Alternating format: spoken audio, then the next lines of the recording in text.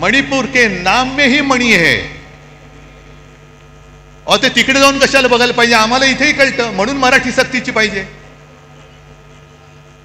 मणिपूरमध्ये जाऊन तुम्हाला मणिपूरमधला मणी दिसला, पण मणिपूरच्या जनतेच्या डोळ्यातलं पाणी नाही दिसलं. तिथली जनता रडते, तिथली जनता आक्रोश करते. पण आमचे पंतप्रधान तिकडे जाऊन मणिपूर के नाम में ही मणी आहे, कशाला जाता मग तिकडे.